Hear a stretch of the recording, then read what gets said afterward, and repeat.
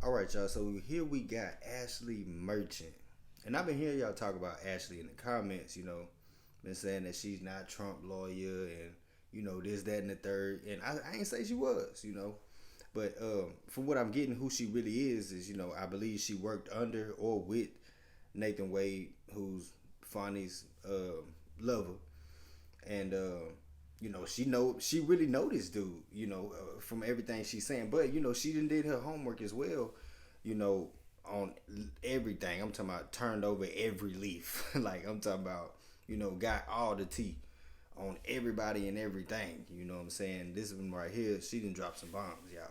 You ever had like that white friend, I'm pretty sure that she was real close to Nathan Wade, in the community. She knew who his former wife was, and literally everything from him leaving her to talking to Fani. So she finna really unleash the beast on him, man.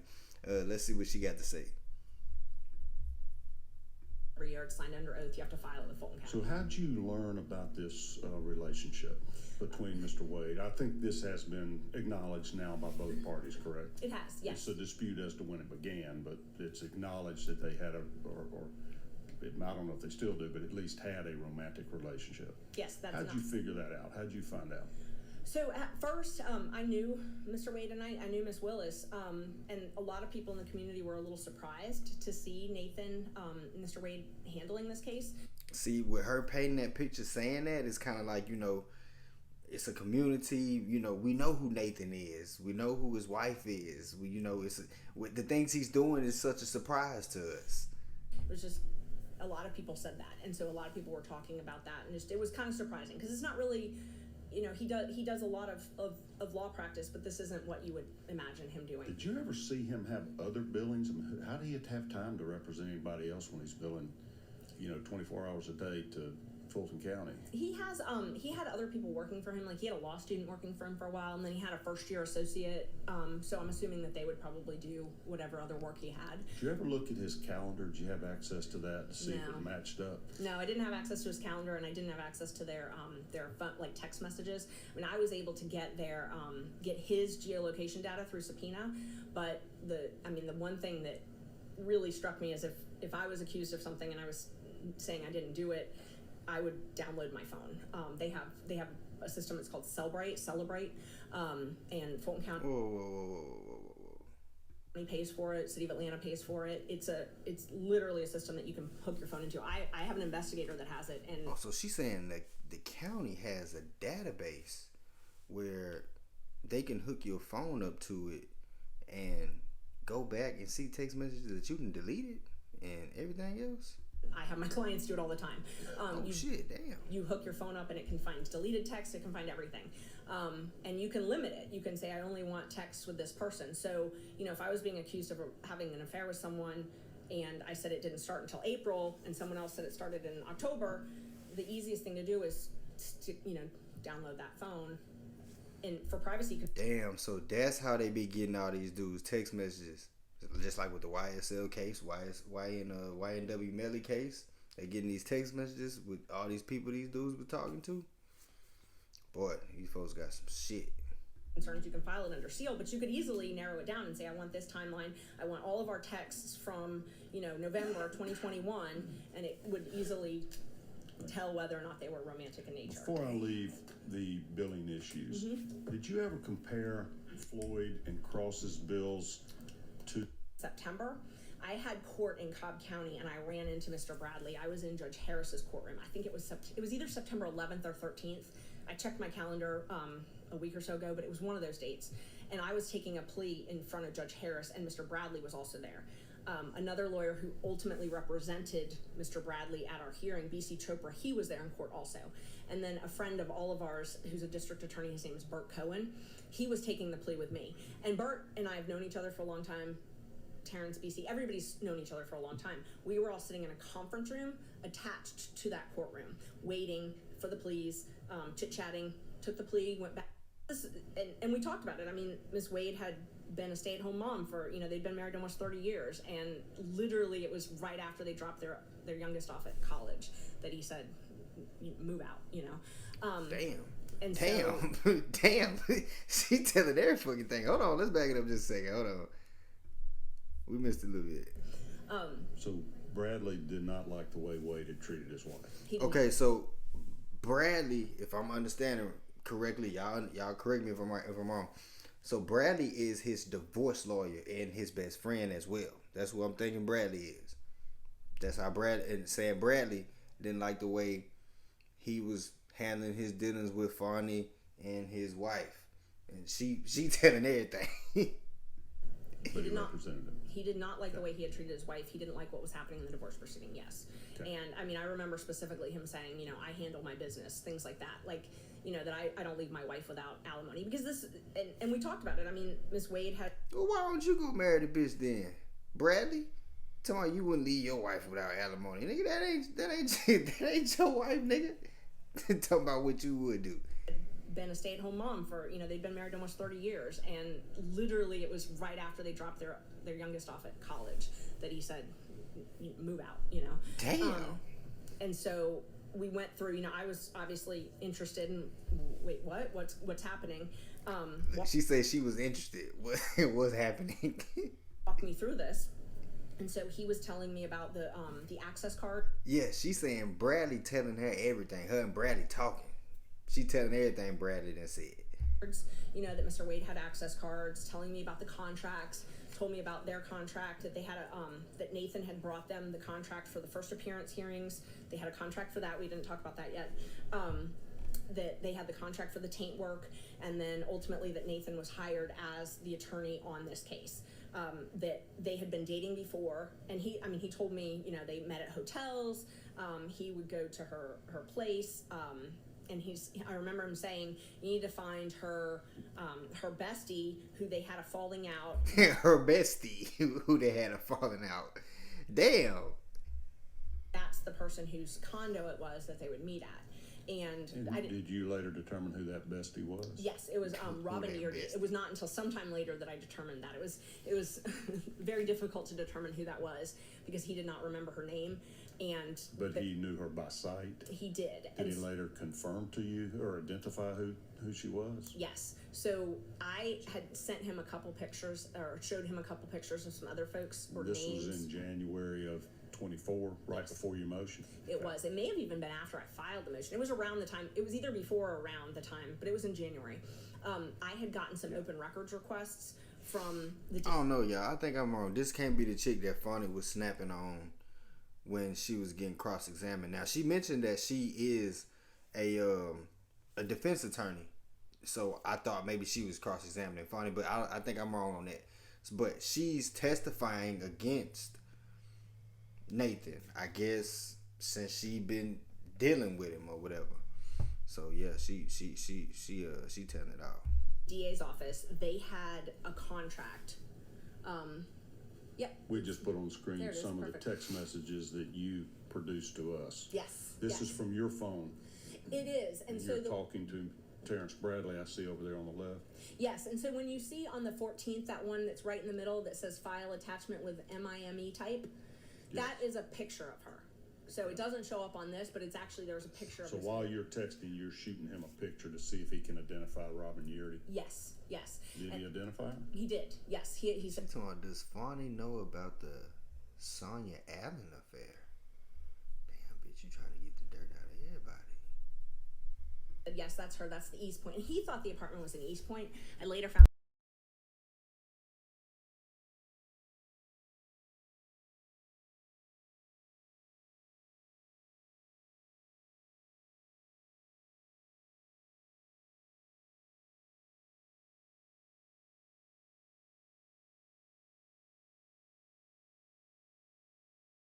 critical mention. They she has I guess he's an attorney, but he's sort of in charge of communications. His name is Jeff DeSantis. He, right after Ms. Willis had opened the investigation in this case, that same week, he contracted a company called Critical Mention, which is a media monitoring company. They put a dollar figure basically on your media presence, and they give you these analytical reports. And they say, you know, hey, you did great on MSNBC. That's 1 million records. I subpoenaed credit card records, and then I actually subpoenaed the travel agencies that Mr. Wade used for some of those trips. He used 2 of the cruises that they took. He used a travel agency. So there was a cruise to the Bahamas. I got through a travel agency. There was a trip to Aruba that I Oh, got through the shit. travel Well, y'all taking trips across seas on their ass. Now, see, they trying to calculate this money because you can't spend money, like I said, on your fellow co-workers. If with government funds that you've been paid with, like you can't spend money on him, and she can't spend money on vice versa. You got to buy your own shit. She got to buy her own shit. It got to be that way. And if they've been looking at and trying to figure out what was going on, and they seeing in his travel agency, because you remember Fani talked about when she was on the stand talking about his travel agency. Well, he just booked it through his travel agency. I just gave him the money, and they pulling it all out. Agency, and then there was another cruise. I think that one's to the Bahamas also, that I got through a different travel agency. And then his credit cards are the ones that showed all the Belize trips. And they showed that he was buying the tickets for both himself and Miss Willis. Oh yes, the credit card statements. So because I guess he used a travel agency, his credit card statements actually had her name and seat number and all that on it. This nigga's an idiot. So I mean, there was no disputing. Clear it was paid for by him on his credit cards. Yes. Oh yes. Is this the document you gave us from the Capital One there? It is, yes. And there you can see, so Clara Bowman is Mr. Wade's mom. So this was the cruise that happened October 31st, around that date. Mr. Wade paid for Miss Willis, Mr. Wade, and then his mother's plane tickets, and then also their cruise receipt. I think that one was Royal Caribbean. Okay. He just doing shit. He don't give a damn. He getting on the cruise. He finna go have his toes out. He don't give a fuck. He just swiping the card. Fuck it, I'm going. They don't give a damn. He reckless at this point. Like she say, it's sloppy. So your summary here showing the trips. Records, I subpoenaed credit card records, and then I did various open records requests based on it. And then, once I would get something, I would reach out to him to verify, because I wanted to make sure that I wasn't tracking anything that was wrong. Okay. I didn't want to make any allegations that didn't have support. So I would regularly verify with him, and I'd see him in court. We talked on the phone several times. I wasn't the only person that he told about this. There was another attorney on the case, Manny Aurora, who his client ultimately pled out, so he didn't continue this investigation, but he was involved in the investigation early on. And Mr. Bradley told him some of the same things that he told me. So I was able to independently verify a lot of things, which to me, investigating is important. That the East Point location, that it was in Hateville. Robin Yeardy actually did quit. And he calls her when he gets there. And then it goes silent for 4 or 5 hours. And then, early in the morning hours, he starts pinging again, driving back, and then he texts her when he gets home. So, and this is before he gets hired in November of 21. Yes. Okay. So, and there's a couple different ones, and I would defer to the experts on the Cellhawk data, but that's the summaries based on what we had him do. And again, I could not issue a subpoena for AT&T for this evidence until I had a hearing date. So, and it takes a while to get this stuff. We got it that morning. So they have to subpoena evidence to AT&T, or subpoena what they want to AT&T before they can get your text messages and stuff like that. So yeah, that's the process with that. AT&T, then if they want to, they can go through Apple or whoever else they need to go through to do whatever they need to do, depending on how serious it is or how intrinsic they want to be. So, the morning of the hearing, and obviously I'm kind of busy doing the hearing, we got that data. My paralegal was literally trying to download it for the investigator at the time and get it over. We knew we had the data, but we didn't know what it showed.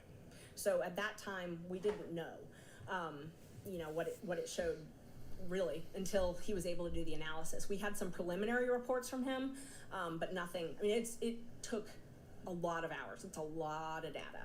So it takes a lot of time to pinpoint this information. But the other thing that I was talking about, so this is the Cellhawk report, and heat map is just like how many times it's pinging, heavy concentration is, you're talking a lot at this time, or you're at that location a lot. There's a lot of usage.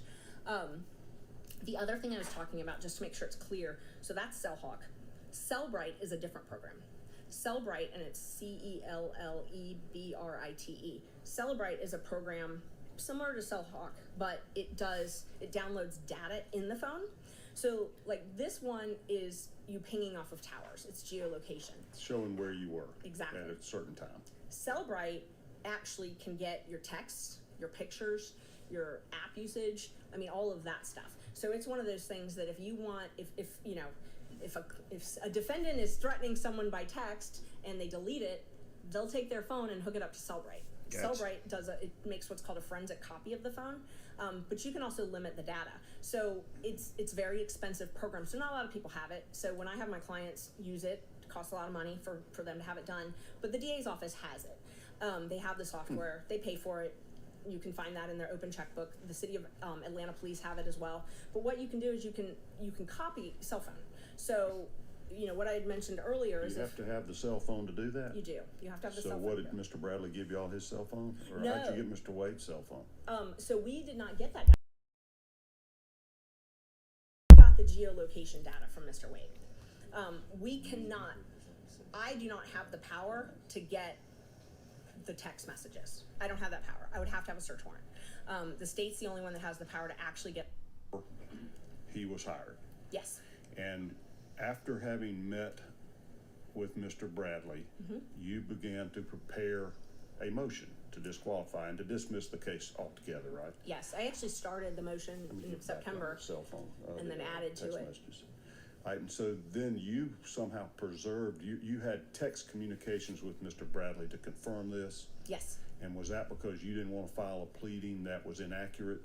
100%. You wanted him to verify the judicial conference, the municipal court conference. So she was a municipal court judge. They were both municipal court judges. So I got the Who's both? You mean Wade was the judge at the time also? Wade was a judge. He was actually a speaker on the panel. It was October 2019. So I found online an old agenda where he was speaking, and Terence Bradley had told me that they met at a conference where she doing homework for real, and she remembered everything Terence asked, then told her ass. Terence been talking his ass off, telling every damn thing. That's supposed to be your partner, nigga, and you went and told this bitch everything, and now she done turned the wheels on y'all. Wade was speaking, and Willis had gone. So I knew that. So I found, and it was in person. So I could narrow it down because of COVID. I figured out when COVID happened and when, all the conferences went for. Terrence must have been sweet on her. Yeah, Terrence was sweet on her. That's what it was. Terrence was sweet on her too. That's why Terrence pillow talking. Ain't no way you do this. You tell this much about what your partner got going on. Virtual. Narrowed down my timeline, so I searched for this specific time period, which is when Bradley had told me the relationship started. And when was that conference? It was October 2019. Right. So I found the agenda for that. So then I reached out to the municipal court judges CLE group and said, here's an open records request. I would like a list of attendees. I didn't expect that. So then I pulled my text messages, and I'd had some screenshots of them to testify. She talks to you 10 times a day. So very few people knew about this relationship. And so they very much wanted to know who knew about it. Mr. Bradley, that next weekend, he gets some calls about, he gets a call, trying to fish to see if he's the leak, is what it was couched as. He gets a call from a gentleman named Gabe Banks, who ultimately represented Chris Campbell in the. You know everything. He got a motion to quash against Chris Campbell, who's the law partner. Gabe Banks' wife works for the DA's office? Yes, he does. She does. Works for Fani Willis. Yes, and I've not gotten it. I've not open records it, but I have been told that Mr. Banks also has one of these special counsel contracts. Again, I have not open records that, not part of my case. But so he calls Mr. Bradley, and Mr. Bradley calls me and another friend of ours. Her name's Cindy Yeager. She's a district attorney in Cobb County, and he was upset that he was going to have to testify. So they settled it, and he did not have to testify. So she is calling for the disqualification of Fani in the case, as far as prosecuting Trump and Nathan Wade as well. So y'all, we're gonna keep following this and stay on course with it, and we'll see how everything unfolds, man. Catch y'all on the next one, man. I'm finna go to bed. I'm tired as a mother.